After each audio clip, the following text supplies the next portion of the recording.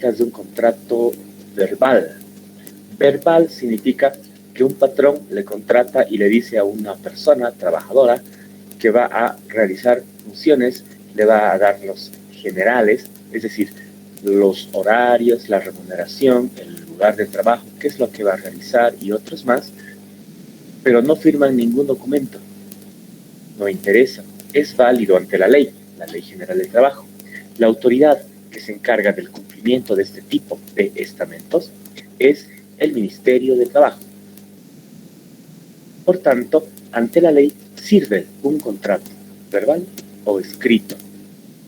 ¿Cuál es la diferencia? La diferencia básica o las diferencias básicas son que uno es nominativo, está en papel y en el papel están las personas intervinientes. El otro no, simplemente es verbal, no es nominativo, pero hay compromiso de ambas partes. ¿Qué pasa en el caso de conflicto? En el caso de conflicto, lo que hace la autoridad a través de su unidad de inspectores, ya, la unidad que corresponde al Ministerio de Trabajo, envía inspectores, se hace un pequeño proceso de investigación y se verifica si realmente el trabajador que está denunciando algún hecho perteneció o trabajó en una empresa. Por tanto, las empresas deben tener un control de salida y de entrada, y la hora, obviamente, ¿no? A qué hora entró en la mañana, a qué hora salió a mediodía, después del mediodía, a qué hora entró y a qué hora salió al finalizar la tarde. Tiene que haber ese tipo de controles, ¿ya? Muchas veces, y con la tecnología actual, estos controles, en la mayoría de los casos, ya son biométricos. En el caso en el que no haya ese control para una persona y que ésta haya realmente trabajado en una empresa y esté comenzando una denuncia por alguna razón, se asume y se busca testigos, muchos de los mismos empleados, compañeros de trabajo. Estos tienen que testificar si conocen o no conocen a la persona que dice haber trabajado en una empresa y están bajo juramento. Es un juramento tipo, a ver, no recuerdo el nombre, es una forma de declaración jurada. Por tanto, la autoridad, el Ministerio de Trabajo, puede verificar si realmente ha habido actividad de un trabajador denunciante en una empresa, en el caso de un contrato verbal, ¿ya? Obviamente es mucho más fácil cuando el contrato es escrito. Algunas características en estos contratos de trabajo. ¿Cuáles son los elementos básicos de un contrato? ¿Qué contempla un contrato de trabajo? Muchos de ustedes ya han trabajado, están trabajando o van a trabajar pronto en alguna empresa, ya, cualquier tipo, ¿no? Pública, privada o lo que fuese. ¿Qué es lo que normalmente tiene que haber en un contrato individual de trabajo? La identificación o los generales, se dice, del trabajador, del contratado o contratada y del contratante. ¿Cuáles son los generales? Los generales son nombres y apellidos, número de cédula de identidad, año de nacimiento o fecha de nacimiento, dirección y algunos otros datos como ser celular, número de celular, el número de teléfono de alguna vivienda, la dirección, croquis y otras cosas más. A eso se refiere con los datos generales, ¿ya? Por un lado. Por otro, la empresa contratante, ya sea unipersonal o societaria, identifica la razón social de la empresa que contrata, como ustedes pueden observar en el esquema, ¿ya? Luego, otro elemento importante es el objeto, es decir, el por qué y para qué se está contratando una persona. Se le va a asignar funciones básicas, responsabilidades. Tiene que estar presente en el contrato la remuneración mensual, es decir, el haber básico. El haber básico, al inicio, es que es el mínimo nacional. En ese caso, al comenzar una relación obrero-patronal, ese haber básico puede ser igual al salario mínimo nacional, pero no siempre. Si bien el salario mínimo nacional permite realizar algunos otros cálculos, como ser los subsidios, también sirve de base para otros beneficios o remuneraciones a favor del trabajador, que lo vamos a ver enseguida. En ese caso, Les decía al inicio, si el haber básico es igual al salario mínimo nacional, seguramente en ese momento ambas variables van a representar la misma cuantía. Sin embargo, no siempre es así. Una persona, un profesional, un joven o muchacho, puede comenzar a trabajar en una empresa y le pueden pagar unos 4.000 bolivianos, por decir un monto.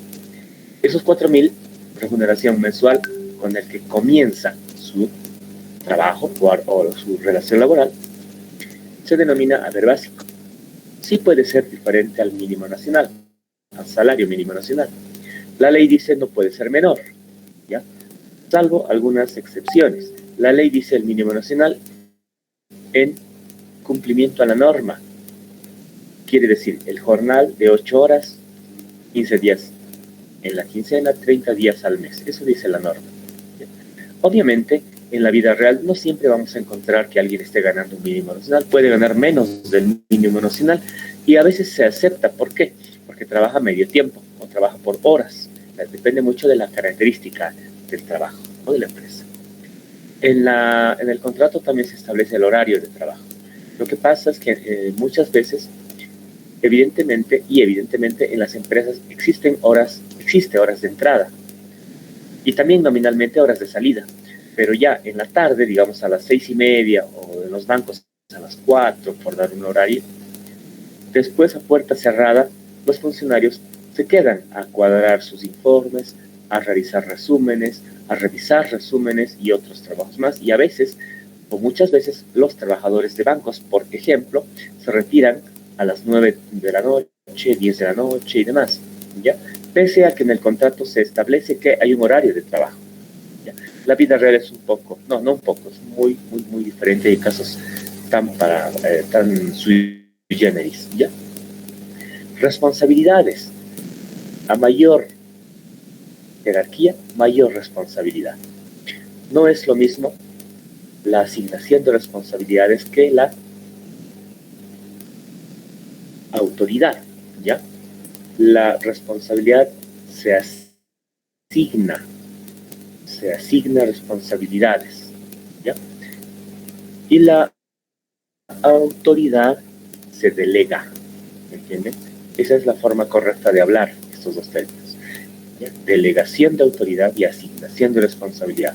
No estoy diciendo o es uno o es otro, ambas van de la mano, pero la forma correcta de hablar es asignación de responsabilidades y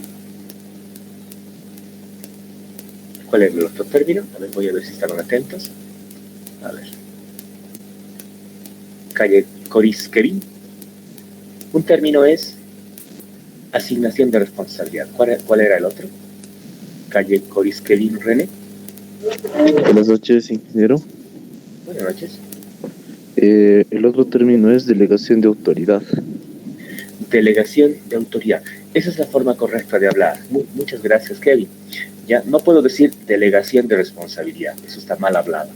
O no puedo decir asignación de autoridad, eso está mal hablado. ¿Ya?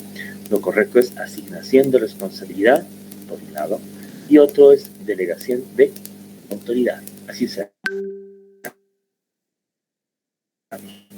No estoy diciendo, les repito, que o es una o es otra. Ambas tienen que ir de la mano. Obviamente, a mayor jerarquía, mayor responsabilidad, normalmente hay mayor nivel de ingresos. ¿Ya? Bueno, sigamos. Obviamente se establece el lugar de trabajo, donde se va a realizar las funciones. El plazo, si no se define algún plazo específico, simplemente es indefinido. En el contrato de trabajo también se recomienda establecer a los herederos. En el caso en el que no se establezca a los herederos, lo que hace la norma es buscar a los herederos naturales, esposa, esposo, hijos o hijas. Si no existen, a los papás, a la mamá o al papá. Si no existen, a los hermanos, hermanas. Si no existen, a los tíos, tías. Si no existen, a los primos o las primas. Hasta ahí, a los primos y a las primas, ¿no? Si no existe, pues el Estado es quien se hace cargo, pero la empresa cumple, ¿ya? Bueno, Si hay algunas dudas o consultas, si hay dudas o consultas, por favor interrumpan, no levanten la mano, directamente habiliten su micrófono y pueden cortar, ¿ya? No importa, o interrumpir. Bueno, el contrato laboral también se considera como una ley entre las partes. Y obviamente está amparado el contrato bajo la Ley General del Trabajo. Cualquier cosa contraria no tiene efecto. Ejemplo, ¿qué tal si la empresa le hace firmar al empleado que va a renunciar a su aguinaldo cada año? Y es en el contrato. Pues esa cláusula es nula de pleno derecho, porque va en contra de la Ley General del Trabajo. Bien. Tiene que haber buena fe de ambas partes, de tal manera que se pueda generar confianza. Se establece que haya confianza relativa, porque una persona tiene obligaciones y responsabilidades, derechos, y la otra parte también. ¿Ya? ¿Alguna consulta hasta acá, jóvenes?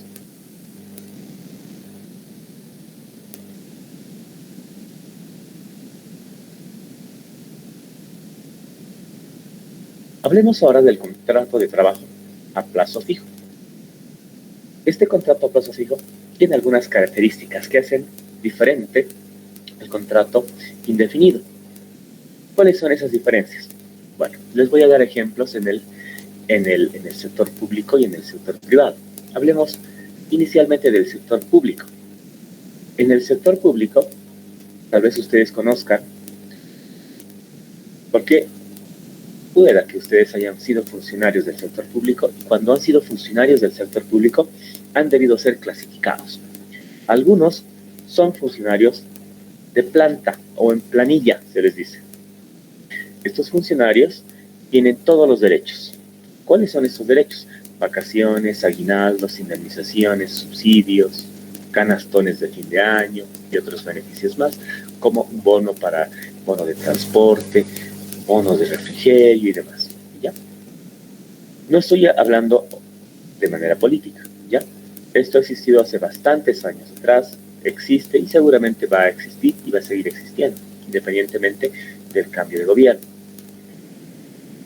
Bien, estas personas, estos funcionarios, tienen derecho a la jubilación, tienen derecho a los aportes, a las retenciones y demás, tal como establece la Ley General del Trabajo. Sin embargo, existe otros tipos de funcionarios denominados consultores de línea.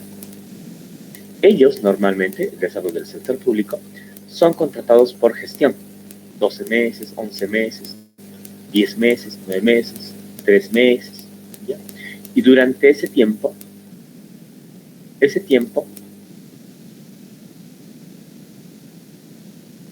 no tiene derecho a recibir beneficios como ser el aguinaldo, indemnización por tiempo de servicio, subsidios, no tiene derecho a canastones de fin de año. Obviamente le van a colocar, le van a remunerar en función a su contrato. Los contratos para consultores de línea normalmente son algo más en cuestiones de ingresos que de los trabajadores en planta. ¿Ya? Las obligaciones de un consultor de línea: tiene que pagar igual sus aportes a las FPs, que vamos a ver enseguida, tiene que cumplir con esos aportes por los meses que le correspondan.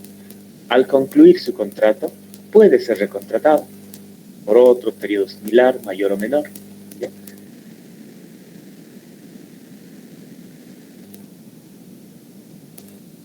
Asimismo, existe otro tipo de funcionarios en el sector público, los consultores por producto. ¿Ya? Hemos hablado de los consultores de línea.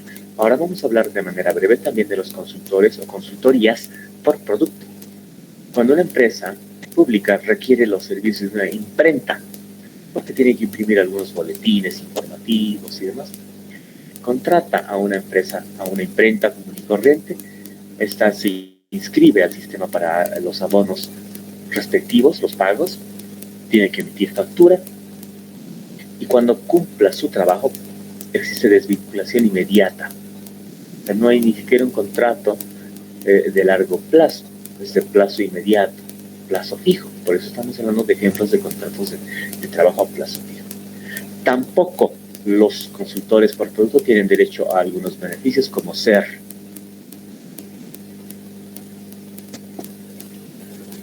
el aguinaldo de fin de año, las vacaciones, indemnizaciones, desahucios en su caso, subsidios y otros más. Eso es lo que ocurre en el sector público.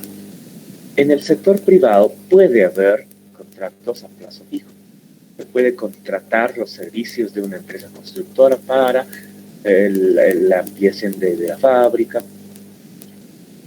En ese caso, el contratante habla con la empresa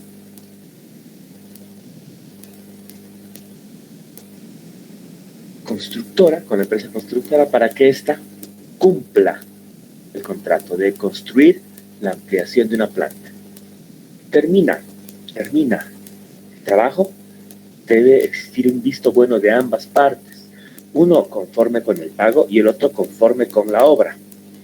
Técnicamente, y en las empresas transnacionales se dice good received, o sea, conforme o bien recibido, si se quiere traducir. ¿Ya? Estamos conformes con la recepción del producto, eso quiere decir. ¿Ya? Una vez que haya esa conformidad, se procede al pago del saldo, según obviamente el contrato. El pago al inicio el 40%, mediante el avance el restante 30%, y al final el saldo, digamos, otros 30%, otros 30%. ¿Me entienden? Por tanto, en ambos sectores, público y privado, existen contratos individuales.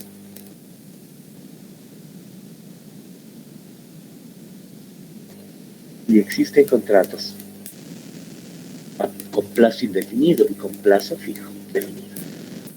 ¿Alguna consulta hasta acá, jóvenes? ¿Todo claro? Licenciado, buenas noches. ¿Puede volver Adelante, a repetir lo del sector privado, por favor? No se le escuchaba, no sé si solo me pasó a mí. No sé, díganme, a ver, alguien más que me diga cómo me están escuchando.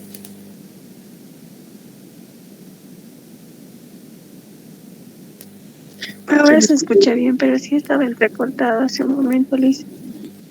Bien, voy a volver a repetir de manera breve el contrato a plazo fijo en el sector privado, tal como me dijo su compañera. En ambos sectores, público y privado, existen contratos indefinidos y definidos a plazo fijo. Una vez que se termine el trabajo, la obra, o el objeto, el objetivo, existe una comprobación. Y ya en las empresas transnacionales se denomina good receive. Good de bien, receive de que está conforme con la recepción del trabajo. Es un visto bueno, ok, yo estoy de acuerdo con el trabajo que me están entregando y cumpliendo. Por tanto, procedo al pago del saldo, porque seguramente el contrato ha establecido pagos periódicos, ¿ya? Al inicio, sobre el avance y al final a la conclusión. ¿Ya? Ese tipo de pagos existe en ambos sectores, público y privado.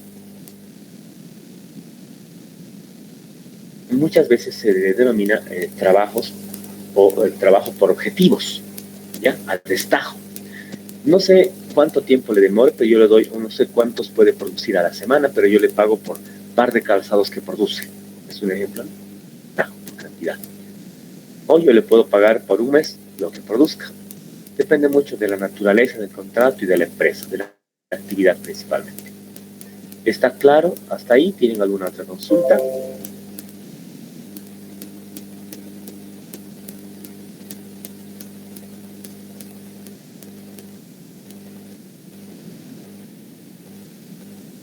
En vista de que no hay más consultas, sigamos avanzando. Voy a compartir otro esquema con ustedes y vamos a empezar a colocar, como subtítulo, por favor, coloquen como subtítulo, bono de antigüedad.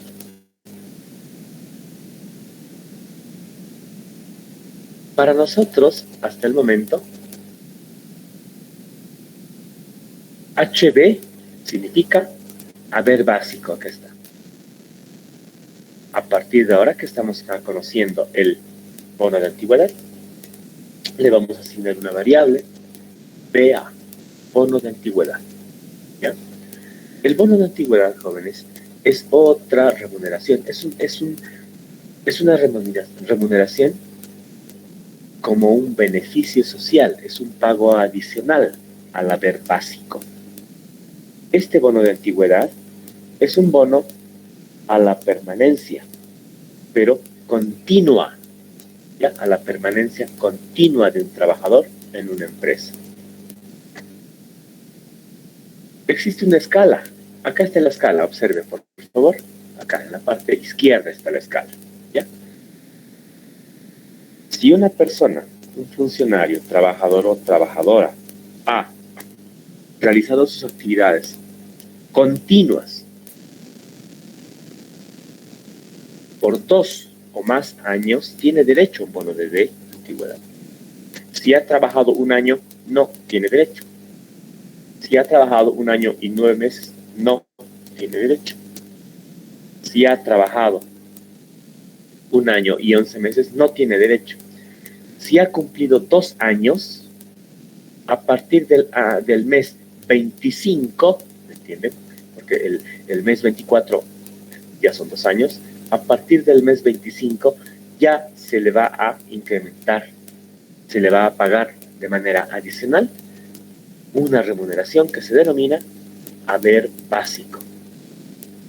Ahora, ¿cuánto era el salario mínimo nacional? ¿Se acuerdan? Hemos visto eso hace unas clases. El salario mínimo nacional actual vigente desde el 1 de mayo o desde el 1 de mayo de 2021 años es de bolivianos 2.164. Este porcentaje que vemos según escala, 2 a 4 años 5%, 5 a 7 años 11%, 8 a 10, 18% y demás, se aplica sobre 3 salarios mínimos nacionales. La base de cálculo o monto imponible es 6.492, en este caso. ¿De dónde sale 6.492?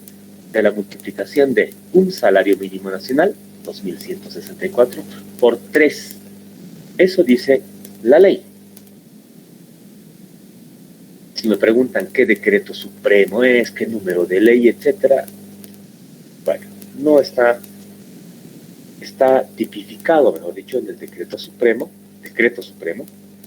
23474, vigente en nuestro medio.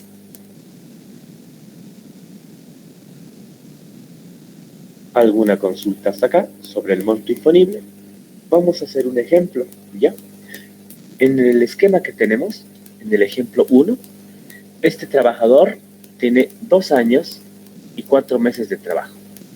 Corresponde a esta primera escala, ¿no? Su bono de antigüedad va a ser el 5% de 3 salarios mínimos nacionales. Por tanto, multiplicamos, ¿no? A ver. El bono de antigüedad BA es igual a 3 salarios mínimos nacionales,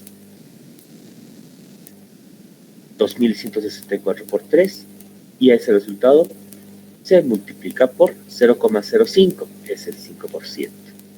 Total, 324,60. Verifiquen, por favor, el total, ¿ya? Verifiquen que el bono de antigüedad para este funcionario que tiene 2 años y 4 meses de trabajo continuo sea 324 y me dicen, por favor, ustedes vayan verificando.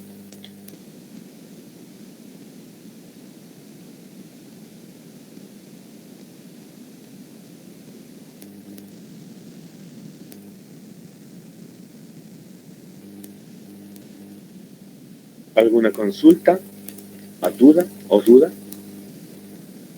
Licenciado, buenas noches. Acabo de verificarlo. Está bien. Muy bien, muchas gracias. ¿Ya? El bono de antigüedad es 324. Sin embargo, la pregunta dice, determinar el BA y el TG. ¿Qué será TG? ¿Se acuerdan? El total ganado. Total ganado, licen. Muy bien. TG es el total ganado. ¿Ya? TG es el total ganado. Acá está en fondo azul y con letras amarillas. El total ganado es igual al haber básico más el bono de antigüedad. Puede haber otros ingresos más. Pues sumamos, ¿no? Más horas extras, más primas por rendimiento y demás, mes a mes, etcétera. Puede haber otros ingresos más, pero básicamente los ingresos son el haber básico y el bono de antigüedad. Ahora, en este ejercicio, el bono de antigüedad era, el haber básico es 7.500. Si sumamos 7.500 más el bono de antigüedad 324,60, vamos a tener un resultado de 7.824,60. 7.824,60 es el total ganado. ¿Ya? Si bien el gobierno actual, la autoridad, digamos, ¿ya? no ha realizado un incremento al haber básico, sí al bono de antigüedad, sí al salario mínimo nacional, vemos que de manera indirecta el total ganado sí se incrementó. Se ha incrementado en el orden del incremento del salario mínimo nacional, ¿me entienden? O sea, hay un incremento indirecto, en otras palabras. ¿Ya? ¿Alguna consulta sobre este caso?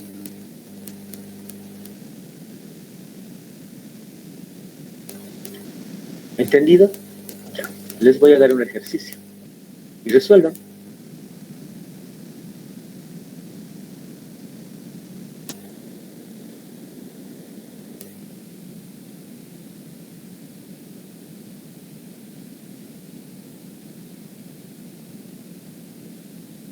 A ver, el funcionario, en el ejemplo 2, tiene 9 años y 11 meses de trabajo continuo y su haber básico es de 9.000. Pregunta, ¿cuánto es el bono de antigüedad y cuánto es el total ganado? A ver. Acá está la escala del bono de antigüedad. Acá, ahí está la escala.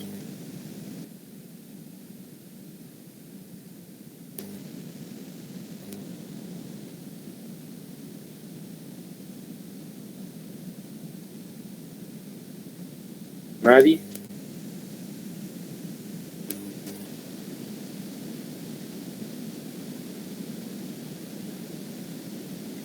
El 18%. Ahora sí, le escucho. Dígame, por favor. Sería el 18% de bono de antigüedad. Sí, 18% según la escala. Muy bien. Dígame cuánto en dinero es el bono de antigüedad y cuánto es el total ganado.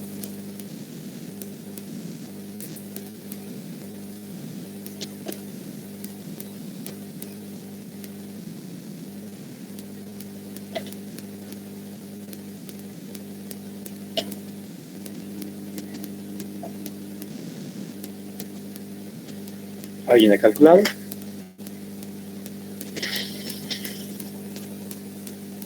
¿Nadie? Dicen el bono de antigüedad es 1.168,56 y el total Sí. ganado es 10.168,56.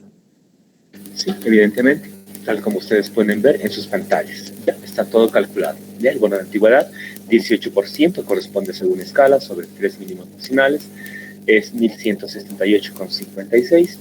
Y el total ganado, la sumatoria del haber básico, 9.000 más 1.168, bono de antigüedad total, 10.168. Espero hayan llegado a ese resultado. Hagamos un ejercicio más para ir practicando. Aquí está. El funcionario tiene 16 años y 9 meses de trabajo continuo y su haber básico es de 12.000. A la primera persona que me diste, pues a la que ella me dictó también le estoy aumentando.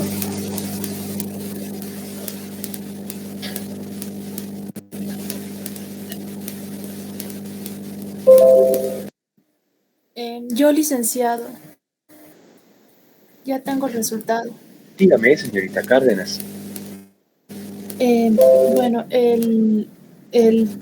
¿cómo se llama? El bono de antigüedad va a ser 2.207,28. ¿Y el total ganado? Y el total ganado va a ser 14.207,28. Muy bien, señorita Cárdenas, tal como ustedes están observando en el esquema. En la escala, 34%, según escala, el porcentaje es 34%, sobre 3 mínimos nacionales actuales, 2.207 el bono de antigüedad y el total ganado 14.207. Hagamos un ejercicio más, ¿ya? A ver. Este funcionario tiene 22 años y 7 meses de trabajo continuo y su haber básico es 14.000. A ver, díctenme.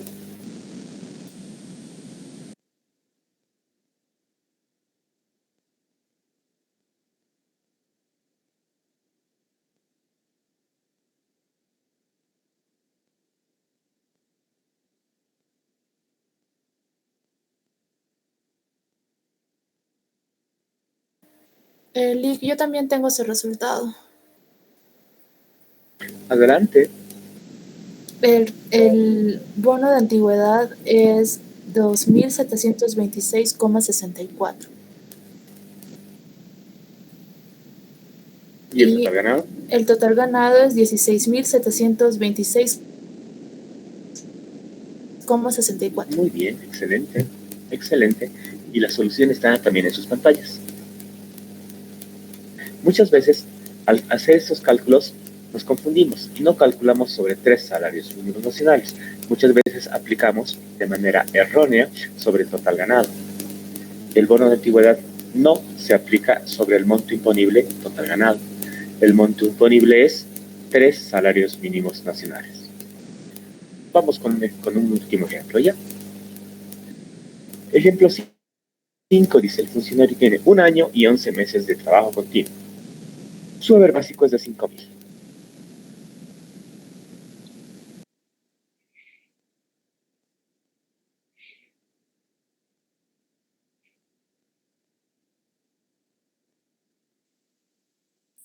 Licenciado,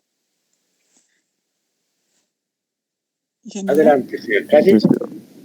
licenciado, no puede tener el bono de antigüedad porque es a partir de los 2 años.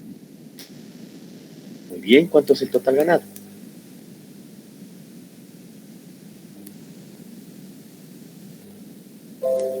Mil, licenciado. Sería 5.000. Así es, miren. Evidentemente, el bono de antigüedad es 0, porque para 1 año y 11 meses no hay bono de antigüedad. Corre desde los 2 años cumplidos, a partir del mes 25, ¿no? Y el total ganado en este caso es 5.000 más 0, 5.000. En este caso, el haber básico es igual al total ganado o el total ganado al haber básico. Bien, ¿alguna consulta sobre este subtítulo, bono de antigüedad?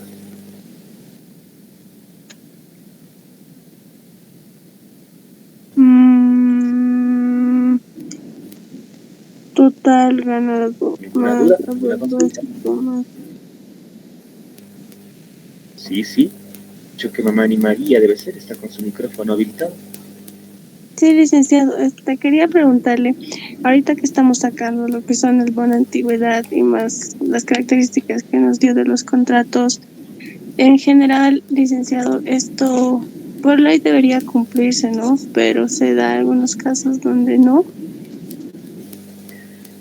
Sí, evidentemente el bono de antigüedad no aplica para consultores de línea, no aplica para consultores por producto en el sector público, no aplica para trabajos o contratos a plazo fijo. Para los demás casos sí tiene que aplicarse. Y si no se aplica, ustedes que están conociendo cada vez más sus derechos, tienen que hablar, ¿ya? No tienen que hacer el papel de ¿cómo se llama el papel de víctimas? No vayan con el papel de víctimas, ¿ya? No me ha revisado, o no me calificó, o de pronto no me ha pagado, me debe, yo, pobrecito, tengo familia, se me han muerto no sé cuántas mascotas y demás. O sea, yo les hablo así y de frente les digo, no nos victimicemos. Lo que tenemos que hacer, y por recomendación, es que tenemos que ir a hablar. ¿Por qué? Primero hablar con el encargado o encargada y decirle, mira, pueda que yo esté equivocado, pero entiendo de que el bono de antigüedad corresponde bajo las circunstancias de mi trabajo, me corresponde. Pueda que haya un error, ¿ya? pueda que no haya sido voluntario este error, o mejor dicho, este error haya sido involuntario, mejor dicho. Todo puede pasar, por eso es bueno hablar, pero no se victimicen, ¿ya? Eso no está bien, porque si se victimizan, van a ir al ministerio y demás, el patrón, quiera sea o no, va a perder siempre. Hasta donde yo conozco, no he visto ningún caso de denuncia donde el patrón haya ganado. El empleado o empleada siempre ganó, siempre, y el patrón siempre pierde. Estoy hablando de procesos, pero el patrón es muy habiloso. El patrón no les va a decir, como yo perdí, pues les pago todo. No va a decir así. El patrón va a decir, no tengo dinero. El patrón va a decir, le voy a pagar, y les va a llegar a pagar de un boliviano en un boliviano. O el patrón va a decir, bueno, sígame todo el proceso judicial que quiera. Y a veces el trabajador no tiene el dinero suficiente como para pagarle a un abogado para que le asista en todo el proceso. Sí va a tener asistencia jurídica al inicio del Ministerio de Trabajo, pero después cada proceso es individual. Por tanto, hay que hacer un análisis, ¿no? ¿Cuánto me cuesta pagar al abogado? No sé, pues 10.000 bolivianos. ¿Cuánto tiene que pagarme el patrón? 1.000 bolivianos. Van a terminar pagándole más al abogado. Entonces es bueno hablar. Por eso les digo, lo primero que hay que hacer es hablar, nada más, es hablar, y se llega a siempre a un acuerdo en beneficio de ambas partes, ¿ya? Eso como recomendación, porque yo he tenido años de experiencia en ambas partes, ¿ya? Como trabajador y como empleador. Por tanto, conozco muchas de las situaciones que pueden presentarse en este tipo de contratos, en estos tipos de contratos, ¿ya? Como no hay ninguna otra consulta o hay alguna más, díganme por favor.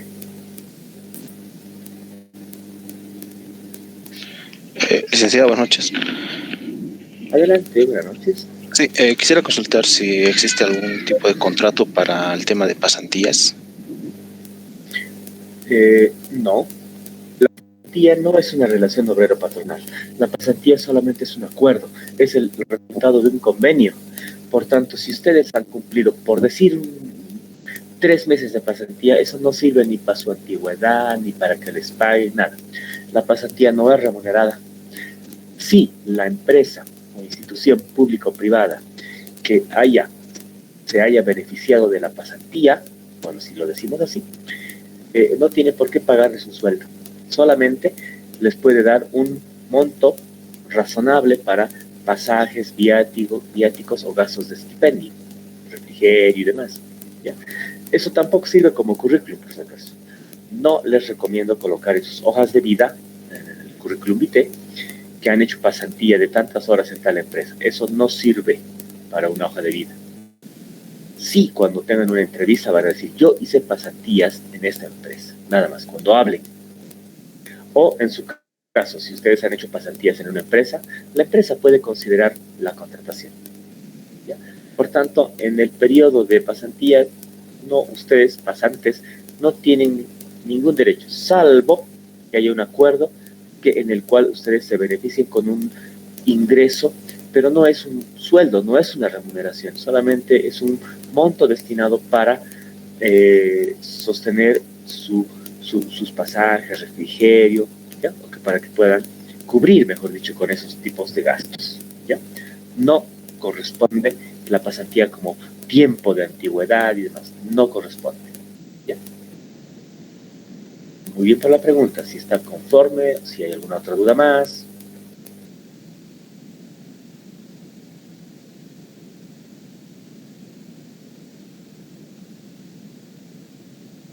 Ok, continuemos. Coloquemos ahora como subtítulo bono de producción. Eso coloquemos, ¿ya? Bono de producción. El bono de producción es otra remuneración. Bueno, hay varias remuneraciones. Hemos visto ya el sueldo, el salario mínimo nacional, hemos hablado del bono de antigüedad, los subsidios como asistencia familiar. Ahora estamos hablando de otro tipo de bono, el bono de producción. También se llama prima anual. ¿Ya? Y hay algunas características del bono de producción. Sí es un ingreso adicional a favor del trabajador, ¿ya? Pero ¿cuál es la base? ¿Por qué las empresas pueden y deben pagar este bono. Porque la empresa ha tenido utilidades. Simplemente por eso. Como ha tenido utilidades, tiene que pagar un bono de producción. Pero depende mucho del grado de la utilidad. ¿Qué dice la norma? ¿Qué dice la norma? La norma, primero, no establece cuánto hay que pagarle.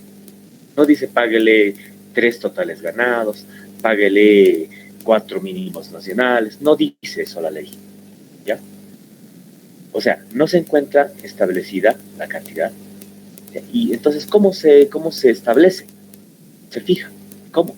Entre acuerdos, entre un acuerdo entre el empleador y los trabajadores. Es un acuerdo. ¿Ya? Pero la ley orienta, da algunos parámetros. ¿Ya? Esto del bono de producción está en el Decreto Supremo 24280, si quieren mayor detalle, como alguna vez creo que ustedes me han preguntado, ¿no? ¿En qué norma, en qué ley? Creo que los de la mañana me preguntaron, ¿ya? Y estaban viendo, me parece, en otra asignatura, parte de lo que estamos avanzando. Obviamente, lo que vamos a ver conmigo es un poco más profundo. ¿Por qué? Porque vamos a ver la contabilización de estos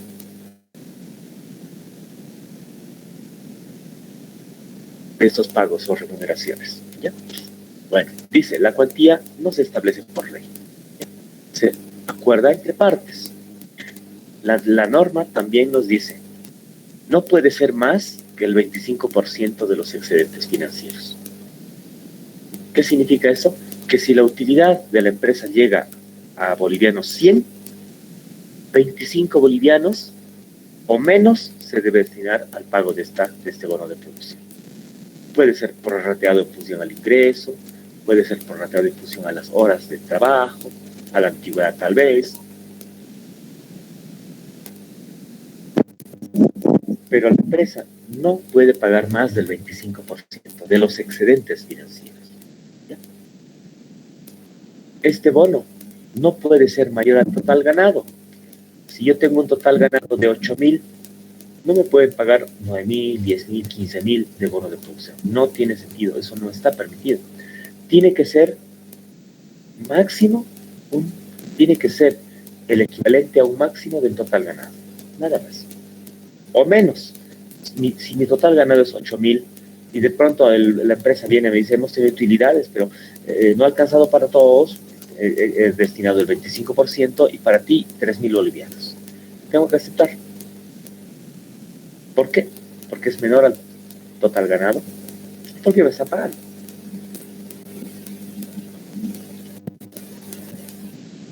¿Cuánto se sabe que una empresa ha tenido o no un resultado positivo, una utilidad?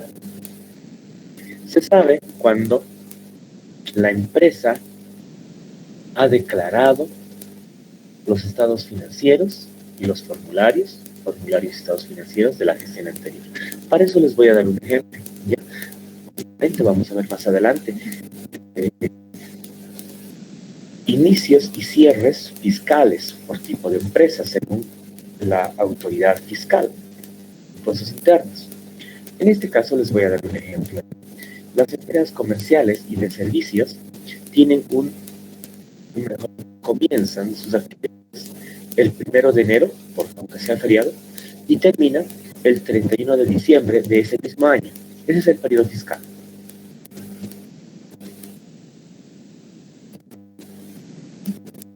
Supongamos que una empresa tiene movimientos entre el 1 y 31 de diciembre, 1 de enero y 31 de diciembre.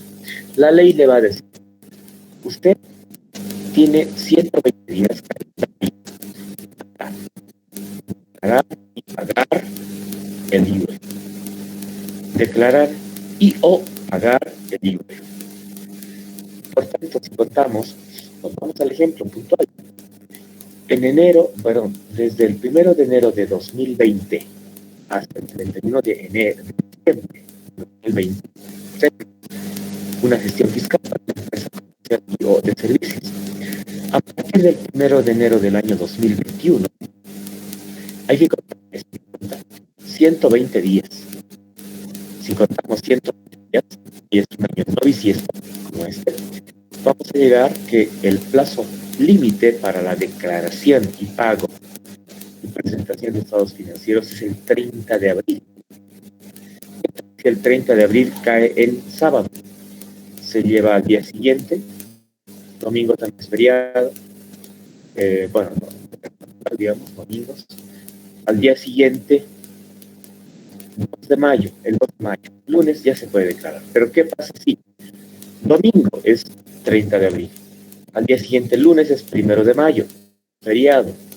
Entonces al día siguiente, martes 2 de mayo, se puede declarar y pagar el IVE. IVE, ¿qué es el IVE? IVE es el impuesto a las utilidades de las empresas. En este momento vamos a saber si hemos perdido y cuánto hemos perdido, o en su caso, si hemos ganado y cuánto hemos ganado. Ahora, la norma dice que se tiene que pagar el bono de producción en el mes siguiente al de la declaración del IVE. Si se ha declarado en mayo, pues en junio es el mes en el cual hay que pagar el bono de producción. Lo que acabo de explicarles está acá en este esquema también, miren, un poco más pequeño, acá está. Periodo fiscal para empresas comerciales, periodo de 12 meses, el año tiene 12 meses, el mes tiene 30 días fiscal, perdón, 30 días mes comercial, mes financiero, entre el primero de diciembre, 1 de enero de un año y el 31 de diciembre de ese mismo año. Acá miren, tiene que declarar y pagar el IVA hasta 120 días después del cierre fiscal. En este ejemplo, si se ha pagado en abril, el bono de producción se va a pagar en mayo.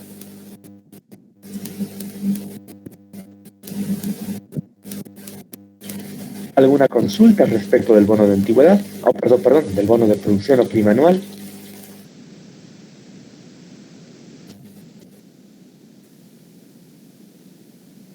¿Todo claro? Bien, vamos a quedar en este subtítulo, me dice en la próxima clase. Vamos a hablar desde la siguiente clase, o al comenzar la siguiente clase, en el bono de frontera, zona o región, se llama, ¿ya? Y luego vamos a avanzar vacaciones y otras cosas más, ¿ya? Estamos quedando acá, nos encontramos el día miércoles. Voy a enviarles un link, como lo hice hoy día, y espero se solucione el problema. No sé, la verdad, qué es lo que ha pasado con mi usuario. No ha funcionado bastantes veces e intentos también, pero bueno, la idea es dar la solución, ¿ya? ¿Alguna consulta antes de terminar la sesión de hoy? Ok, nos encontramos el próximo miércoles en nuestro horario acostumbrado. Les agradezco mucho. Hasta la próxima clase. Hasta luego, licenciado. Hasta luego, licenciado. Hasta luego, que les vaya bien. Hasta luego.